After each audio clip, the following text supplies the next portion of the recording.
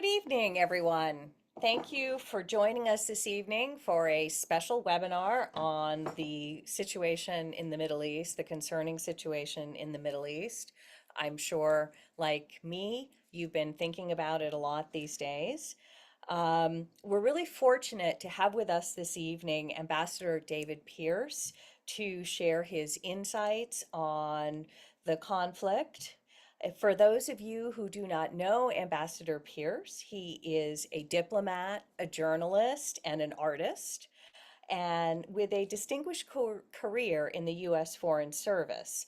That career brought him to 11 overseas posts, including two appointments as ambassador, first in Algeria and then in Greece. He was also the assistant chief of mission in Afghanistan, consul general of Jerusalem during the Oslo process, and the political section chief in Kuwait during the 1990s invasion.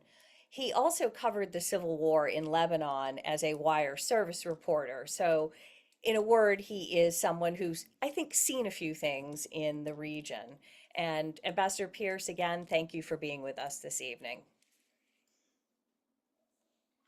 Well, thank you, Allison. It's good to be here and good to have everybody on board for this. Um, I I think you wanted me to start with Well, I'll start with a little, but I just wanted to give you a chance to say hello to everyone.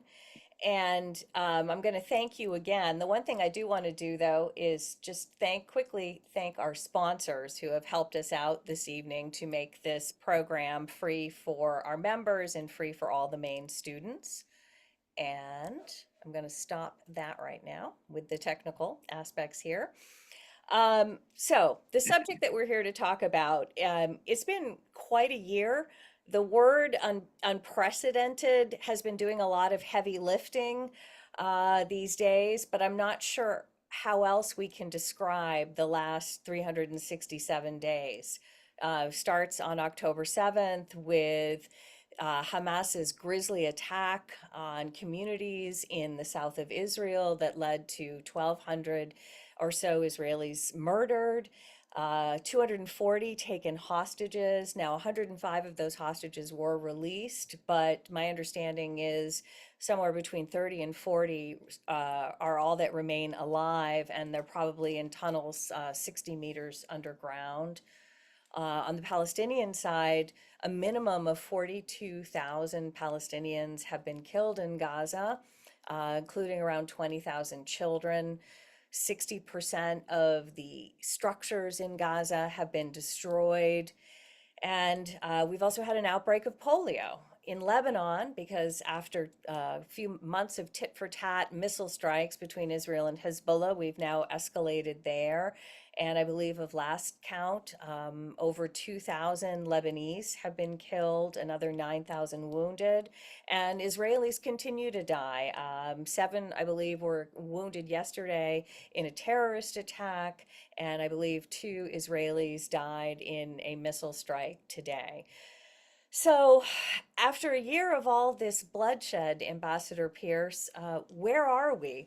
What happens now, and what's at stake for all the parties? well, thanks, Allison. As you know, I mean, there are really three quite different dynamics in play right now. One is Israel and the Palestinians. Another one is Israel, Hezbollah, and Lebanon. And the third one, of course, is Israel and Iran.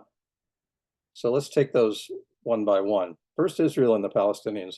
There's an Arabic proverb that goes al-badi adlam, which means he who starts it is the most to blame. And this awful massacre on October 7 was committed by Hamas, and they seized hostages. And then we had the very fierce Israeli response. But Hamas is clearly the most to blame in precipitating the current violence. The second point I would make on this, though, is that history didn't begin on October 7.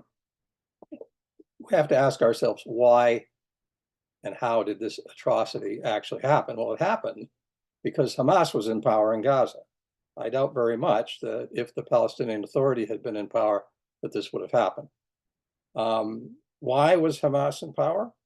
Well, because it had ejected the Palestinian Authority from Gaza. And how did that happen? Well, Hamas became politically stronger than the secular nationalists of the authority. Why? Because successive Israeli governments discredited and delegitimized the Palestinian Authority leadership, with the result that the political path of negotiations was shown to be a failure. And the authority had nothing to show for its efforts. I mean, I was there from 2003 to 2005. This kind of began beforehand. Then Arafat died, and then Mahmoud Abbas was elected, and so forth. But the bottom line is, they had one round of elections, which brought Abbas to power with a 60% mandate to negotiate. And then this delegitimization and discrediting process occurred. And so the next time there were elections, guess what? The political alternative, which was Hamas, won. And that's how Hamas came to be, to prevail over the Palestinian Authority and get into Gaza. There's more to it, but that's the essence of it. Now, it's not clear at this point, to me anyway, what Israel's end game is in Gaza. The tactics are pretty clear, but the strategy is not. Total elimination of Hamas is not going to happen. But efforts to negotiate a ceasefire have been stymied. And not only because of Netanyahu, but also Shinwar has done his share, the leader of Hamas. But the current government has no obvious plan for the day after. And it's taken a lot of flack for this inside Israel. So what that suggests, absent evidence to the contrary, is an open-ended occupation. Meanwhile, and this is important, the conflict is escalating in the West Bank with stepped-up IDF raids. They used planes the other day, I think in Jenin, for the first, or Tulkarm, I don't remember which, I think Jenin, for the first time in 18 years. And at the same time, there's a lot of settler violence and intimidation, aimed at really terrifying people and driving them off their land. So there's been no effective peace process between Israel and the Palestinians since before my time in Jerusalem. That is to say, for 20 years. So that's number one, Israel and the Palestinians. Number two is Lebanon. And I should note, on a personal note, my wife is Lebanese. Both of my children were born in Beirut. I lived there for 3 years as a journalist. And we, of course, still have family there. So this is a personal interest to me. But here again, al-Badi Azlam, the Hezbollah, in this case, brought the conflict to Israel because it started shelling northern Israel in solidarity with the Hamas, which was being bombed.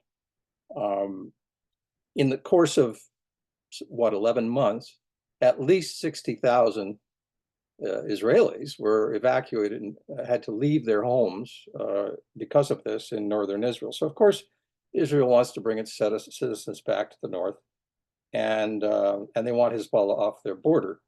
This actually became a part of the war aims in September by decision of the Israeli government. So this is, the Israelis went in and started, this is an area I know well. I've been all up and down that border area and into most of those border villages. I was there the first time they went in back in 1978. It was called the Litani operation. They went in again in 82 and they stayed for 18 years until 2000. And that occupation succeeded in getting rid of the PLO. And in return, they got something worse, which was Hezbollah. That was the spawning grounds for Hezbollah.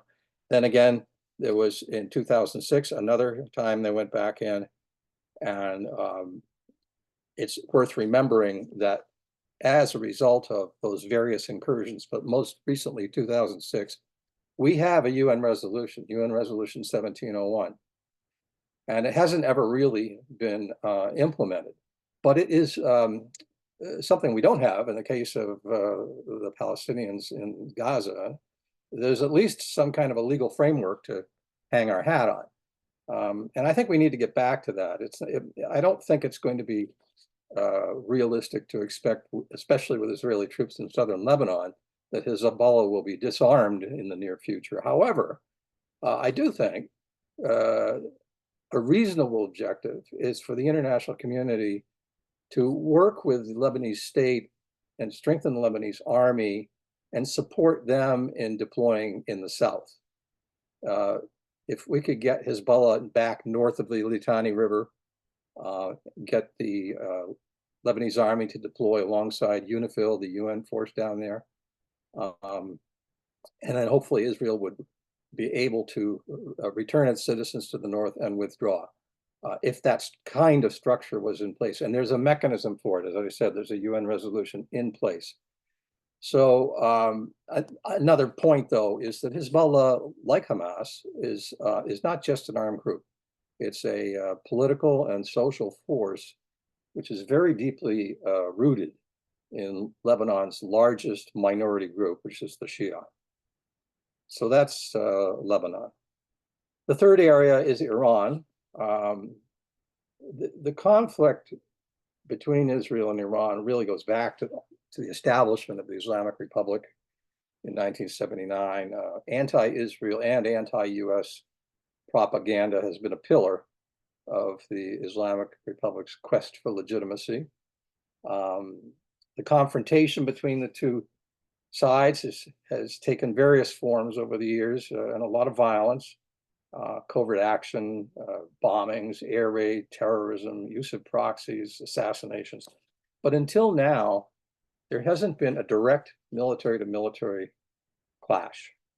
And so with this latest escalation, there's now a real risk of regional war. And I would say that there's an urgent need to walk this back, because a broadening war in that part of the world would be devastating, not just for Iran and Israel, but for the whole region. So unless this cycle of attack and counterattack is broken, it's really hard to guess where it would go. It I sounds think I'll leave it there. It sounds very, very tense and very, very dangerous for the United States at this point. I mean, certainly dangerous for the region, but also dangerous for the United States. And it makes me wonder, have the course of events over the last year changed U.S. interests in any way, or are the fundamentals basically the same, but we're just in a more desperate situation? You know, I remember that Ambassador Tom Pickering told me once that when things get really complicated and really difficult, you have to go back to first principles and ask yourself, what are you trying to achieve? So that's a really good question right now. What are we trying to achieve? What are our interests? When I joined the Foreign Service back in January of 1982, Cold War was still on. Our interests were pretty straightforward. They were really three principal things: guaranteeing the free flow of oil, guaranteeing Israel's survival, and countering Soviet influence. So we're in kind of a different place now. We're now the United States is not so dependent on Middle East oil. We're a net energy exporter, but a lot of our allies are. And so we still have an interest in that area. Israel, on the other hand, is much, much stronger, a regional military superpower, easily the strongest in the region. I think they could probably best any adversary out there, or any combination of adversaries. So Israel's in a much better place. The Soviet Union is now Russia, and while it's still an adversary, it's no longer in the same position. We face a range of hostile forces, not just Russia, but Iran, China, Syria, a bunch of non-state actors like the Houthis and Hezbollah and ISIS. So I guess I would list our main interests. This is my list, it's not an official list. But I would say three things: promoting regional stability, which entails a lot; preserving US and allied economic and commercial interests; and advancing our democratic values through public diplomacy and educational and cultural programming. So let's take the first one, regional stability. This is a lot of things. Of course, it means defending the safety and security of the United States and its allies, including Israel. It means protecting US citizens at home and abroad. It includes our first line of defense, which is diplomacy, and supporting negotiated solutions to regional conflicts that threaten international peace and security.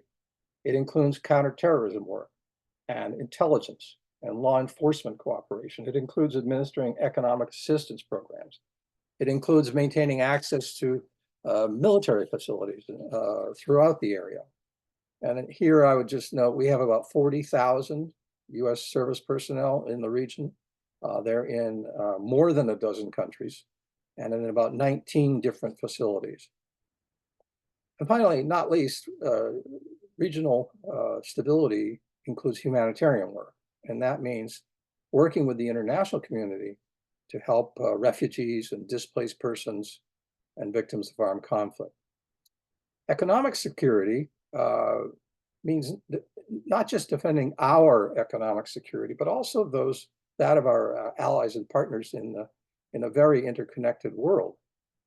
We continue to have a major interest in the free flow of energy. We have an interest in the free passage of ships in the international sea lanes that crisscross the whole area in order to preserve the stability of global supply chains. Another major interest is influencing the choices that countries in the region make on important multilateral issues like climate change, cybersecurity, global health, and negotiating all the treaties and agreements that underpin that international cooperation. And finally, on this, what I would say is, on the last point, is we work hard in the Middle East and all over the world to promote the freedoms and values that we cherish here at home. Active public diplomacy is an essential element of our national security. And so too is media and social media engagement, including via our global broadcast outlets like VOA and Radio Free Europe, Radio Liberty, and a number of our Middle East broadcasting networks. A particularly important aspect of this is the long-term work we do through cultural exchange programs. And I mean things like the international visitor programs that you guys work so hard on and that the World Affairs Council supports here in Maine. I've seen it time and again. Engaging these emerging leaders all over the world has such a positive long-term effect. I think it's the best investment we make. And so I applaud everything you're doing on that, because it supports all of the objectives I've been talking about above. And anyway, to do all of that, we need to maintain key relationships in the region, and our main tool for that is diplomacy. The public diplomacy work is so crucial and also so rewarding. You can see it firsthand when these groups come into town, including groups of Algerians, Egyptians, Middle East regional groups. It's really extraordinary, but the situation in the region is obviously making that much harder. And war, if we get to that, between Israel and Iran is definitely going to make diplomacy a lot harder, at the same time that it's going to upend regional stability and threaten economic stability as well. What, if anything, can we do at this point to avert a full-blown war between Israel and Iran, or at least to minimize the damage?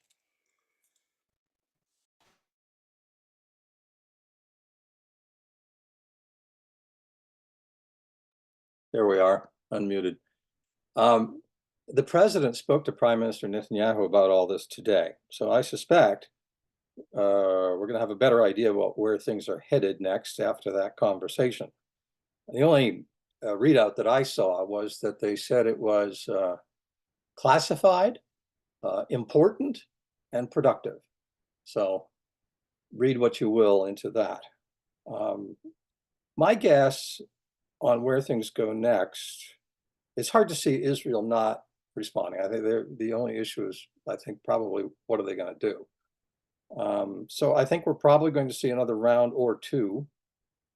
And then what? It will depend, of course, on what happens. But I think de-escalation is possible. It's not really in the interest of either country to make this a terrible, major, escalated, all-out regional conflagration. I don't think. It appears from what the president has said that we're pushing to keep Israel from hitting nuclear and oil infrastructure. The Prime Minister Netanyahu's language sounds ominous, but I do think we need to de-escalate, and I hope we'll be going in that direction. The reason this is such a threat, this particular aspect of the conflicts now, is that if this becomes a regional war, it could cause really quite widespread devastation. The United States could be drawn in. It could drive up fuel and commodity prices. If for example, the Israelis were to go after the Iranian oil facilities, and the Iranians decided after that to block the Strait of Hormuz or to attack the oil facilities on the other side of the Gulf, any of these things could drive fuel and commodity prices up, and I think nobody should want this, not Israel, not Iran, no countries in the region, and certainly not us. I think we shouldn't probably expect to be able to resolve this conflict between Iran and Israel anytime soon, but we really do need to try with our friends and allies to diffuse it if we can. I certainly, I hope that diplomacy prevails in this case, because you rightly said, I was reading something today about the potential literal fallout if there's a strike on the nuclear facilities. Hopefully that will not happen. But when we think about resolving the conflict, bringing true regional stability, enduring regional stability, I can't but help come back to the central question, which is Israel's conflict with the Palestinians.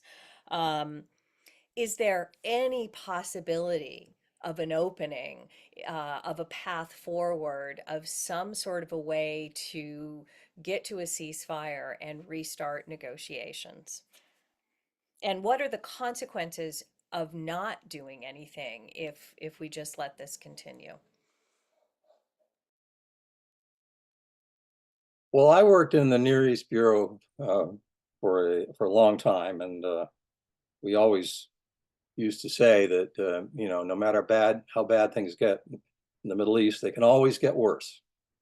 So you never know, though. So sometimes good things come out of bad situations, and what you have to do in a crisis like this is look for those opportunities if and when they arise. Never waste a good crisis. Well, in the first instance on the Palestinian issue, the immediate objective obviously has to be a ceasefire in Gaza, the release of the hostages, and some kind of a viable day after plan. This is difficult, as we've seen, but it's not impossible. That should be achievable, and I'm sure the hostage families in particular would like to see that happen pronto. But meanwhile, what is happening on the West Bank, the violence that's growing there is I think politically anyway, even more difficult than Gaza. Because this government's agenda, and they've been very clear about it, is to expand settlements, drive Arab populations off as much of the land as possible, and ultimately annex the West Bank. There's no interest, and they've made this plain, in a two-state solution. This is something they've said explicitly. And they're not interested in negotiation with Palestinians that would lead to the creation of a viable Palestinian entity on the West Bank. So Um, Nevertheless, I think our object there should be de-escalation. I mean, the settler activity in particular, I mean, this is effectively pogroms. You know, it's Fiddler on the Roof, right? I mean, it's going to be a challenge with this government in Israel to get any kind of viable negotiating process going, but we can certainly hope that the violence can be de-escalated and that eventually there will be a political path opened up. Like I said, I mean, since the death of Prime Minister Rabin in 1994, the peace process has effectively been on ice. After Likud leader Ariel Sharon came to power in 2001, the mantra of successive Likud-led governments, and I was there when Sharon was the prime minister, has been, we have no peace partner. Don't want to talk to them. Now, in fairness, this was, of course, during the second Intifada. There were suicide bombings going off in Jerusalem. There were security issues, but the Palestinian Authority was trying to work with the Israeli authorities, and they were trying to get some engagement on the Oslo process and negotiations, and they didn't get anywhere. Now, as I said, what this leads to is the de-validation of negotiations and the validation of the armed resistance path of Hamas. And that's a problem. I remember Saab Erekat, the Palestinian negotiator, once said to me, he said, this is when I was consul general in Jerusalem, he said, David, don't they understand that if they don't deal with us, the secular nationalists, they're going to get Hamas and they're going to get the Muslim Brotherhood, and it's going to be not just here, but all over the region. And so, I mean, that's quite true. And the problem, getting to your last point, Allison, is you can't neglect an issue like this. It's been neglected for 20 years. And in that kind of situation, nothing good happens. And here we are, nothing good. It's pretty grim. But it's also, what's really depressing is, you know, you're talking about the time that you were there during the peace process, and just realizing that 20 years were, you know, sort of been going like this, cycling down and down and down, and not going forward on the same path that we all know we eventually need to go down. I want to remind the audience that you can put questions into the question and answer box at any point. We're going to get to your questions really soon. Ambassador Pearce, I have one more question for you. Obviously, America is essential to getting any kind of a diplomatic resolution, but we haven't been doing so great over the last 20 years or so in terms of getting progress. If I gave you a magic wand and you had complete power and could make this administration or the next administration do one thing differently to get these talks back on track and leading to some sort of a political horizon for both peoples, what would that be? Well, first, let me say that it's important to realize that anger is building on the Arab street everywhere. And as I said, the negotiations is being discredited, armed resistance is being validated, people are getting angry. These images are rushing into homes all over the place, and here in the United States too, of course. And what's the effect of that? It's destabilizing. Consider this. I mean, Israel has peace treaties with Jordan and Egypt. It's looking for relations with a number of the Gulf states. There's a lot of angry people in those places. Jordan is more than half the population is Palestinian origin. You know, Egypt by itself is half the population of the Arab world. And while their governments may be maintaining diplomatic relations and observing the peace treaty, it is a cold peace, and it is going to get colder with this. And My concern would be that if this kind of horrid imagery continues, then some of our friends and allies in the region could be destabilized.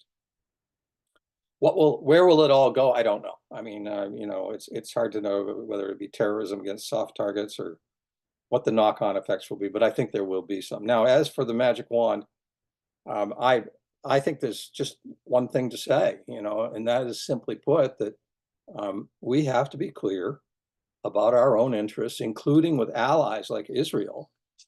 And when an ally consistently refuses to heed our views, to take our interests into account, there should be a cost. Everything should be on the table. Our support should not be unshakable. It should be shakable.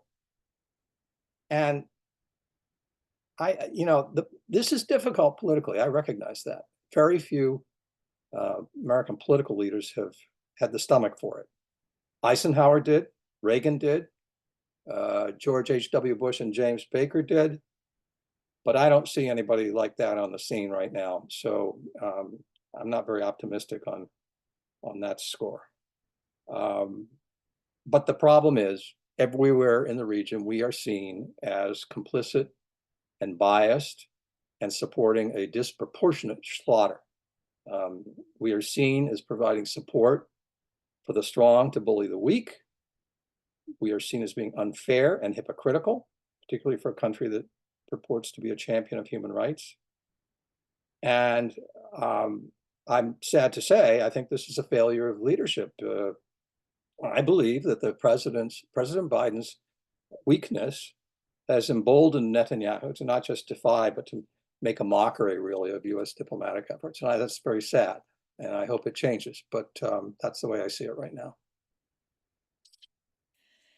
One of my most abiding memories of teaching at the American University in Cairo was how students said exactly, even before all of this, would say, the US is standing up for the bully, it's being hypocritical, and all of those grievances. At the same time, well, what they were fundamentally expressing was this profound belief in the values of human rights and democracy and the principles that we stand for as a nation, and really expressing disappointment that we weren't living up to that. And it's both hopeful but also tragic, that we can't seem to move things forward in a way that would be better for all the peoples in the region. I want to we have a lot of audience questions. We always have a lot of audience questions. This is the World Affairs Council of Maine, and we know our members are extremely curious. So I'm going to, let's see, go up here to the top here. So here's an interesting question.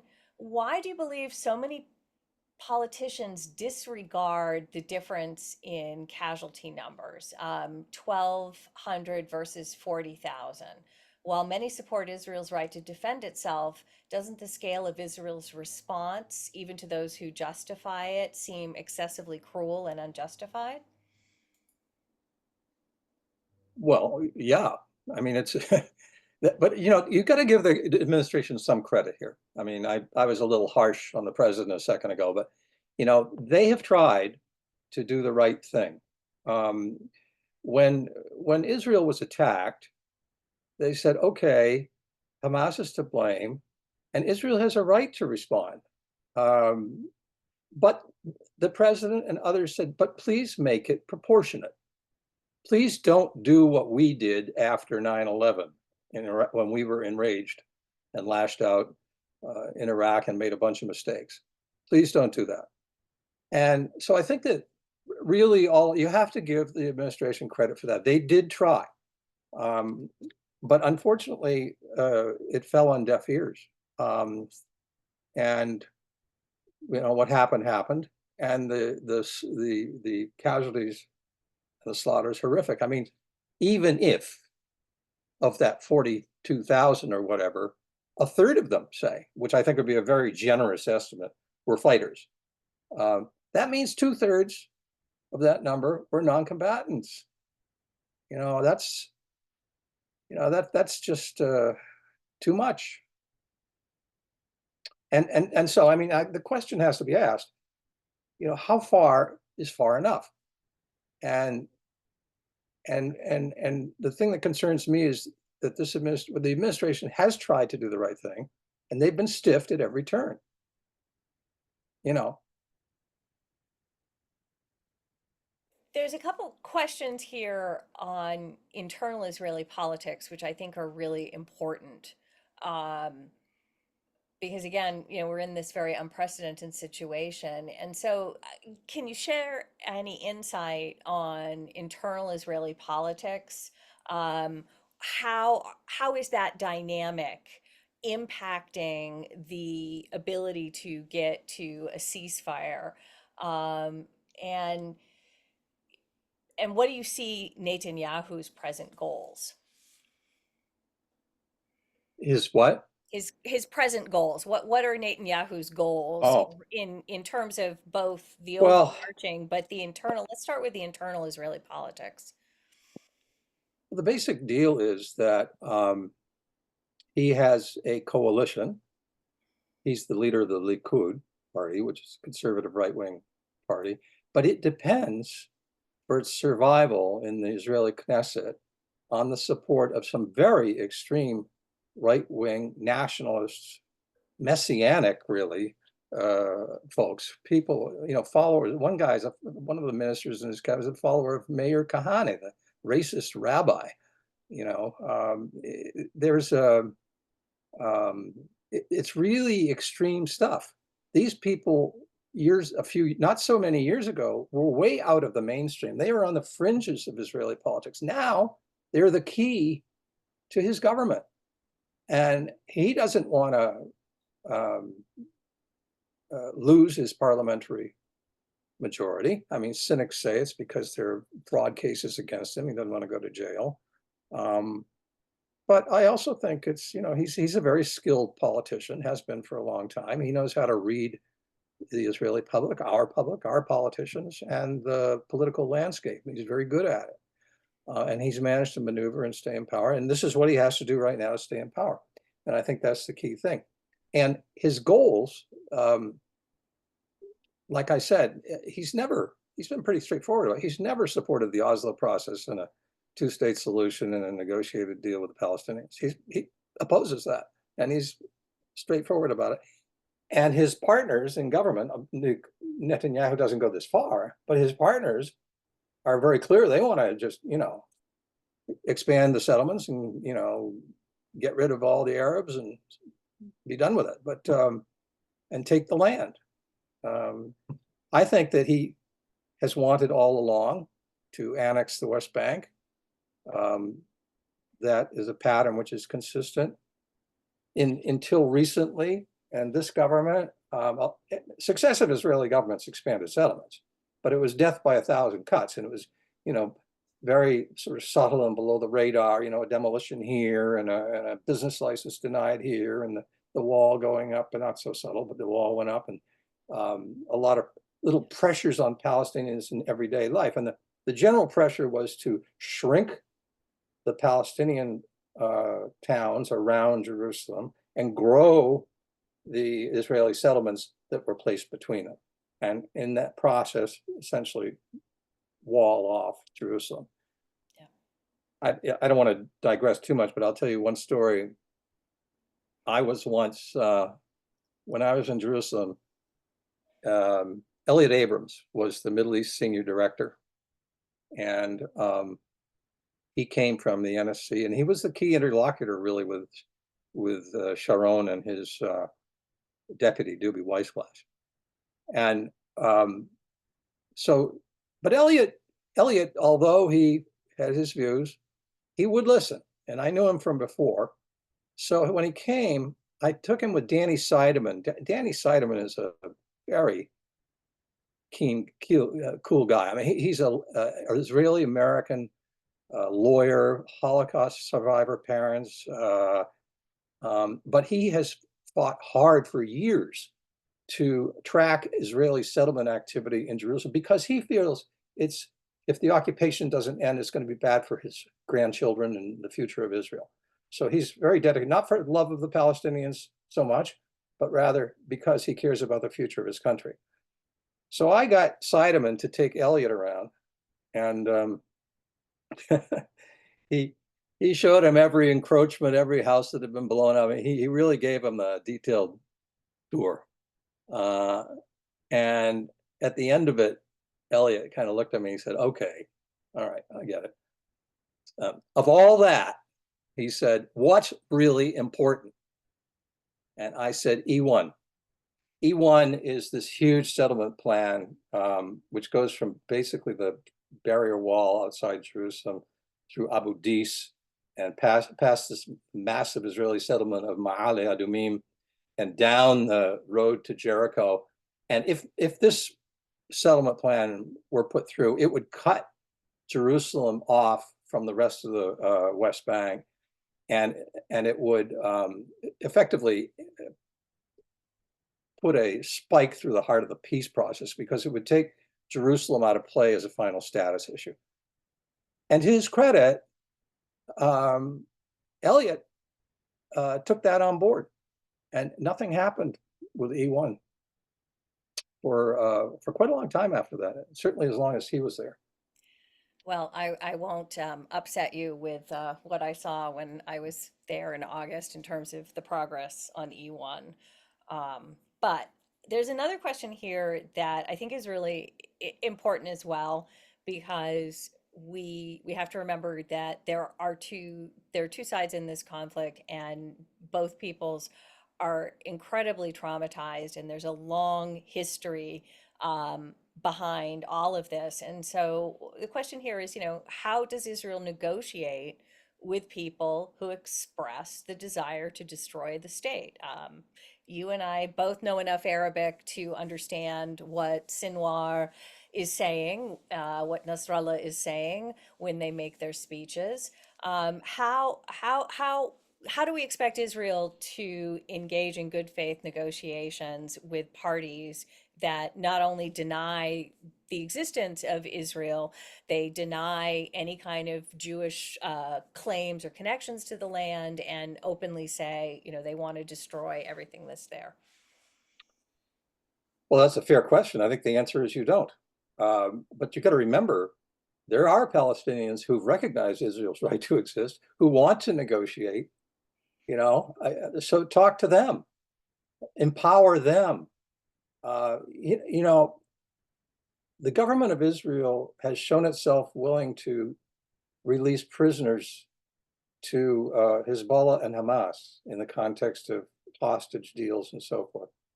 They've never released prisoners to the Palestinian Authority. There is nothing that the government of Israel could do that would be more effective than to release some detainees to the Palestinian Authority so that they could get credit for getting something important done. And they have never done it. And I don't expect, frankly, the Netanyahu government, given their current attitude, to do it. But it could be done. If you have an interest in validating a negotiating process and validating the people who do recognize Israel's right to exist and have signed agreements with Israel. I agree. Hamas is not a good partner. Probably have to talk to him for the release of the hostages. But Hamas should be kept out until and unless they're willing to recognize Israel's right to exist and take part in a political process where that's the goal, to get to a negotiated solution. So you're right, you don't have to negotiate with someone like that, but you do have to negotiate with the people who are willing to negotiate. I think one thing, if you track public opinion polls, whenever there was progress on the political front, progress towards some sort of a final status agreement, support for Hamas would plummet. And the best way to marginalize Hamas is progress, negotiating with those who want to negotiate. And also, strengthening, let's not forget Jordan and Egypt. I was sharing with you that the Jordanian foreign minister was just saying at the UN, 47 Arab nations are here ready to guarantee the security of Israel um, if they will get back on the road to a political horizon.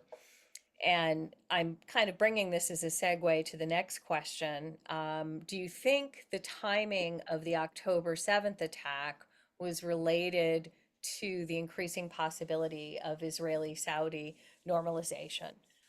Because, I mean, there was clear movement there. There was a clear desire there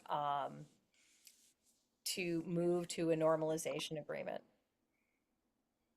You know, I don't think so because I think that um,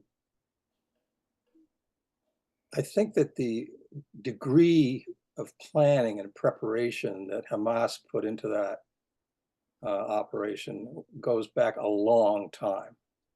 I think that the Israeli government miscalculated the lethality of Hamas when they were basically emasculating the PA and de facto allowing Hamas to uh, have power in Gaza. So I don't think so. I think that the Israel Saudi Arabia normalization could be entirely practical and possible, though, provided there's a viable political process. And I think the Saudis and King Salman in particular have always said that. So I've always kind of wondered how far that could go anyway if there weren't some kind of a political track going on. And and I think now with all this, it's very unlikely that it's going to go anywhere until there is something going on when it could go somewhere. And so let's hope it does. Speaking of things going places, um, there is a strand in certainly in Israel. In Israel, there's a lot of voices calling for this, but also in the United States and in other parts of the world that, this is the time to tackle Iran. I've seen, 4 or 5 different editorials saying, look, if Israel tackles Iran right now, they have a once in a lifetime opportunity to reshape the Middle East. It will take care of Hezbollah, take Hezbollah off the table, allow there to be some sort of a stable Lebanese government that will engage with peace with Israel, or at least stabilize the country and prevent Hezbollah from being a menace to Israel's northern border, take away the threat of a nuclear Iran. Is this the time to deal with Iran? How do you speak to those people who are making that argument? You know, I think the idea of reshaping the Middle East is not a good idea. I don't think it's feasible. It would be nice. I would love to have that magic wand and be able to change the nature of the regime in Iran, to bring stability and prosperity back to Lebanon, to create a political process with the Palestinians, to increase relations between Israel and all the Gulf states. But you gotta look at practicalities. If Israel, it may judge that it's time to attack Iran to simply because it deserves a response after the events that have happened in Gaza, and with Hezbollah. But to think that you're going to fix the nuclear issue, for example, that's a serious long-term problem. But if you attack Iran, and particularly if you attack the nuclear issue, what do you think is going to happen? It's going to accelerate their race to get the bomb. So I don't think it's going to make it better. It'll probably make it worse. And in terms of, I mean, I studied Persian and was an Iran watcher in Dubai and have followed events in Iran for a long time. The Iranians are are pretty proud people, and the idea that Israel, by attacking them, is going to reshape the country, I don't think so. That it might do the opposite and actually increase support for this awful government. So I'd be worried about that. Um, and apart from the feasibility of it, I think that Iran would. It's a good chance that the regime could say, "You see, this is what we're up against," and discredit the reformers. I would love to see change in Iran. I think it's way overdue. But that's something the Iranians have to do, not Israel. I mean, Israel may think that they can catalyze it. I understand the line of thinking, but I don't think it's practical. And, as for Lebanon, reshaping Lebanon, again, I would love to see Lebanon return to prosperity. But um, Israel attacking Iran is probably not the way that's going to happen. I think we need to try to de-escalate all these things, not escalate in the hope that somehow magically a better world order is going to fall out of the sky in the debris. I hear you on Iran, but there's, a sub-vein of this time to reshape everything argument with regards to Lebanon. I mean, Hezbollah has been dramatically weakened. Um, between the pager attacks and the assassination of Nasrallah, and now his number two, and possibly the number two's number two. Um, how can, if Hezbollah is no longer a credible fighting force, it can't continue to dominate Lebanese politics. I mean, what is going to be the impact of the weakening of Hezbollah on Lebanese internal politics, if any? Well, I think, first of all, I think we have to see, what this means, because if, for example, if Israeli troops stay in South Lebanon, Hezbollah will be resisting them and they'll get more credibility back. So if the Israelis stay in South Lebanon, it could have the boomerang effect of actually strengthening Hezbollah's fortunes domestically. Now, what I think is likely, though, is that Hassan Nasrallah will be replaced, and if his successor is killed, he'll be replaced. Nasrallah was a uniquely charismatic leader. He spoke beautiful Arabic, and it was quite compelling, to listen to him. He kind of cast a spell over his listeners. Now, I don't know if they can find someone like that. But the thing is that, as I said before, Hezbollah is not just an armed group fighting, supporting Iran and fighting Israel. It's also a social and political organization which is deeply embedded in the Lebanese state. So the better politically, I mean, what would be good would be for Hezbollah to be defanged, moved up above the Litani River, and turned towards a more political course rather than this resistance thing with Israel.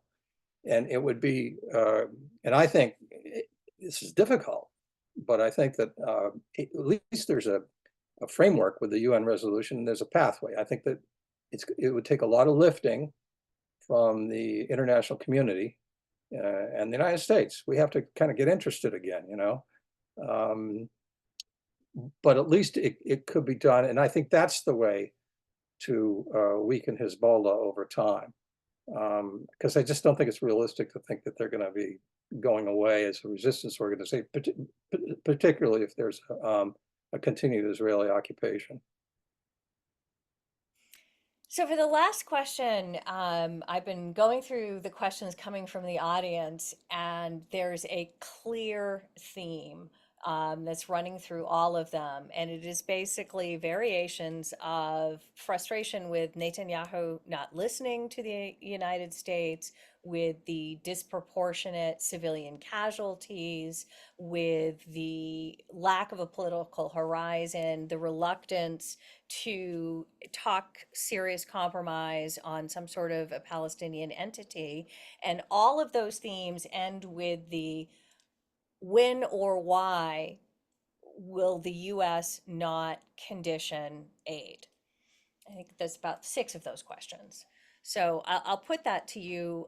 What are the challenges? Why haven't we seen a willingness to say, you know what, we're sorry, but you're not going to get that next shipment of bunker busters?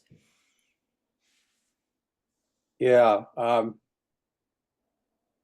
Well, I think that I suspect that in the beginning,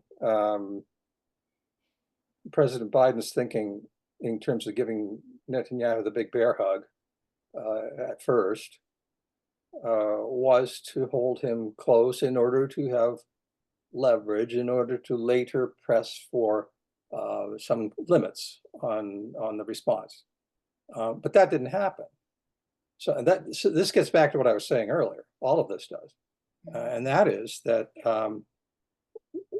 we have to address the issue of what do we do when an ally, an important ally, a valued ally, a relationship that we treasure, what do you do when they sabotage your diplomatic efforts and refuse to listen to your advice, your requests, your preferences, and your articulation of where the US interest lies? Now, if that ally does that, it seems to me there cannot be no cost. And the cost would be situation dependent, of course. I mean, it would, you'd have to sort of measure it against what it was. But one of the things we could do would be to simply to speak up publicly at a high level and say, no, we disagree. You do not have the right to do that. So speaking up is one thing. Voting at the United Nations. We don't have to be a reliable veto for every single vote that comes out. And finally, of course, the assistance, $3.8 billion, we ought to have a vote. That should be worth something. Yeah. And I'm not advocating for that in terms of an open-ended thing. I'm saying, but if you have a situation where we have important interests at stake, regional stability is on the line, we could get dragged into a war. Our people in our embassies and our bases could be attacked by angry mobs. Our businesses undermined, our supply chains and global supply chains interrupted. Our fuel prices go up, fueling inflation, driving up and causing economic misery, not only here, but everywhere. I mean, we have legitimate interests here. And it seems to me, and this is where I fault the administration. They haven't done it. They haven't taken that next step. I recognize it's tough, but it's a failure of leadership. Well, I would like to ask you what gives you hope, but I think I'm going to tell you what gives me hope after this, very dark but important analysis and assessment of where we are and what needs to go forward. What gives me hope, Ambassador Pearce, is that there are so many dedicated, intelligent, well-trained, and well-informed, committed U.S. diplomats, such as yourself, and some of the other people on this call, who are out there doing that heavy lifting day in and day out, having those conversations, reinforcing those relationships, and articulating U.S. interests, just like you've called for. So I'm going to end this by saying thank you for your service to the country and to the cause of peace in the Middle East and for the peoples there. Thank you sincerely for that.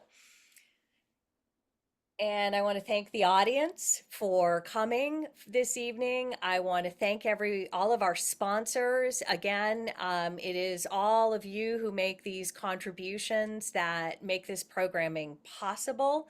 I want to thank all the students in the audience for being here and their interest in engaging with these issues, and encourage them to keep going. And I want to encourage all of you to put on your calendar October 24th, our next event, our Fall Foreign Policy Forum. We're going in a different direction this year, but I think it will be interesting. We're asking a diverse group of community leaders what foreign policy means to them in this election and for their communities. That will be at USM on October 24th in partnership with the Muskie School. It's free and open to the public, so bring your friends and encourage them to get to know more about the world and Maine's connections with the world and the councils. Again, Ambassador Pearce, thank you. And thank you, everyone. I wish you all a great evening. Thanks, Allison. Thank you.